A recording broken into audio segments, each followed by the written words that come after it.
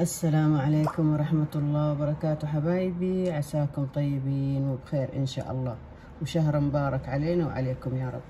اليوم أبى أسوي معكم اللحوح بس بطريقة مختلفة شوية عن العادة. أول شيء عندي هنا الدقيق الذرة، هذا هو، وعندي هنا بقايا لحوح قديم عندي يعني من حق أمس، شايفته حاطته في الثلاجة، وعندي دقيق أبيض، وعندي كاسة مراعي، وحنبدأ معكم. بعدين نضيف موية. أول شيء جيب الخلاط، أصب كاسة المراعي اللي أنا أبغى أحطها، ممكن تحطي نص كاسة، ممكن تحطي زبادي، تمام.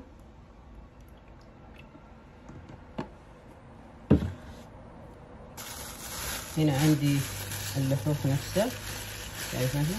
بسم الله الرحمن.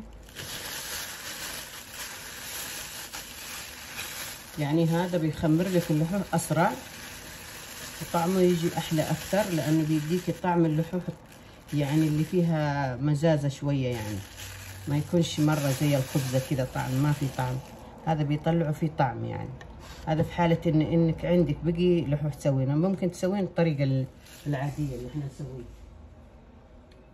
تمام. الحين كاسة موية وأرجع لكم. كذا ضفت الملح، تمام. خلاص هبدأ دحين أخلطه وأرجع لكم.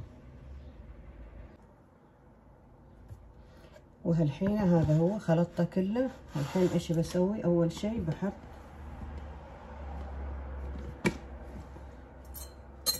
كاسة دقيق أبيض، أو على قد الكمية اللي بتسوينها، وتخلي منها بقية، يعني يسمونها خميرة، يعني تكون هذه كاسة مليانة كذا دقيق أبيض.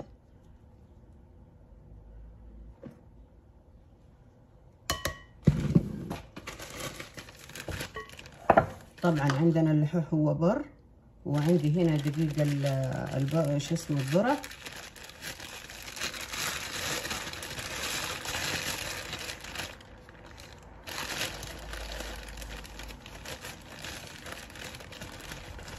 هذا هي أحطها برضو.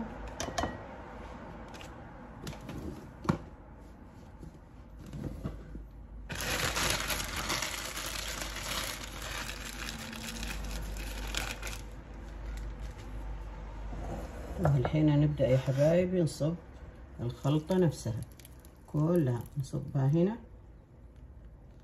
إذا شفناها تحتاج زيادة موية عندنا بنزود عادي، بس لا تخفينها من البداية، لا.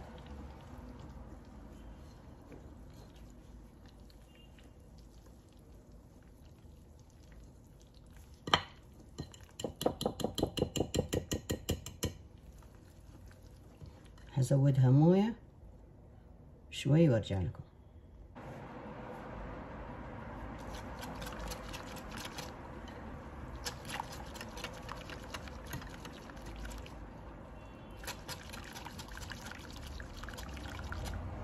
بعدين تشيلينها وترجعينها في الخلاط وتضربيها ثاني في الخلاط، عشان لو في حبيبات صغيرة تسيح مرة تروح مع الخلط.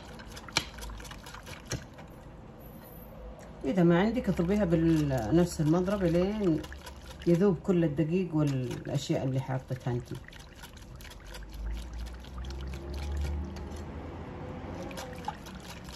أنا ححطها بالخلاط وأرجع لكم. وهالحين خلصنا خلط. الحين نبدأ نحطها بالصينية عشان تختمر. هذه نفس الصينية اللي خلطت فيها، شوفوا قوامه مرة كويس كده. طبعا بيخمر هو وحيثقل شوية عن كده.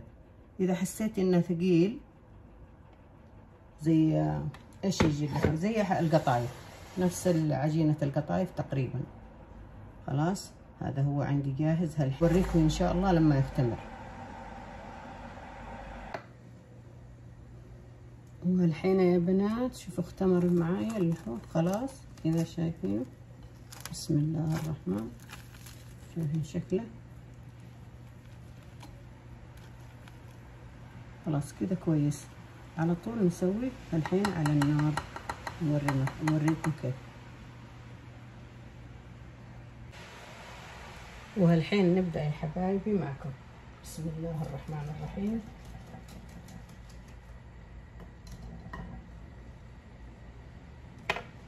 بسم الله.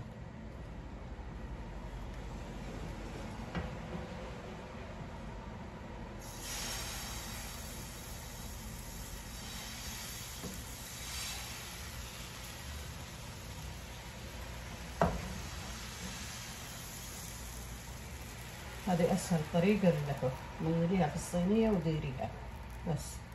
تسيبيها على النار أول شيء قوية شوية وبعدين توطي.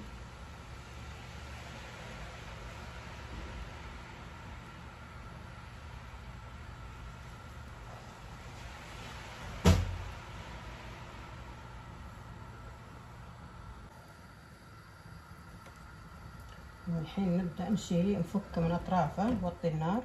شوفوا زي كذا، هي تنشف شوية بس مش مشكلة. شايفين؟ خلاص كده أنزلها على منشفة عشان تبرد. خلاص نبدأ نسوي الثانية نفس الطريقة، بس عشان تمسحينها بمنديل في زيت. تبلي في المنديل زيت وتدهنين الصينية من غير ما تكتي عشان ما تلتصق معاك. بسم الله الرحمن. اللهم صل على محمد.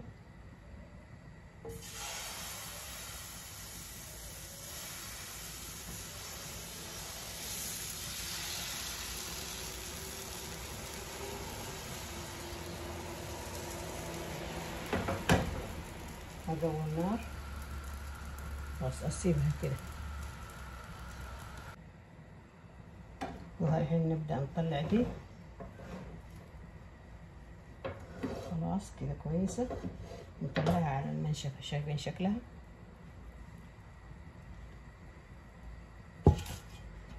نحط ونكمل على الطريقة هذه وحوريكم بعدين. وهالحين يا حبايبي بنبدأ نسوي معكم الشفوت. شايفين هذه السلطة الحارة؟ طبعا كزبرة وثوم ونص حبة طماط صغير. مثلا نفترض ان احنا نبغاها طبقتين، نسوي طبقتين. تمام. نصب فيه السلطة. طبعا لا تصبيها كلها لانها تكون كثيرة احيانا، بتخلين للسمبوسة مثلا يغمسوا فيها وزي كذا. بسم الله الرحمن الرحيم. اللهم صل على محمد. نحركهم. هذا شكلهم، شايفين كيف؟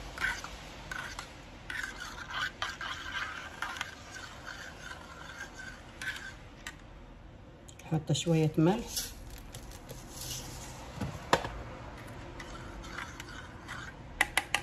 أنا حاطة حبة طماطم معاهم، نص حبة. اللي هو يشرب ما شاء الله مراعي كثير. بسم الله الرحمن الرحيم. اللهم صل على محمد. بعدين شكشكيه كذا سويه. هذا شكله حبايبي. خلاص طبعا الحليب بارد لسه حيتشربوا اللحوف مرة واحدة. على كيفك، الخيار اختياري يعني. ممكن تزينه بالخس، ممكن تسوين عليه شرائح ليمون، يعني اللي يحب عندك في البيت يعني اكثر شيء. فاحنا اكثر شيء بنحط الخيار كزينة يعني عشان يتاكل مع بعض.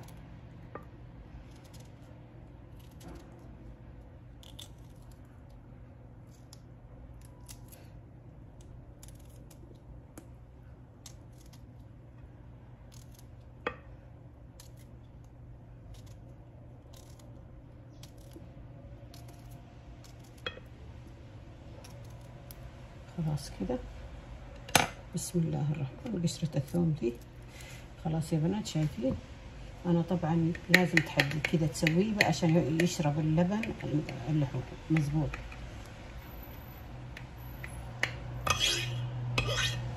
إن شاء الله عجبتكم، إن شاء الله عجبتكم الوصفة، ولا تنسون دعم القناة وعمل لايك والاشتراك وتفعيل الجرس ليوصلكم كل جديد. وهذا شكلها من قرب.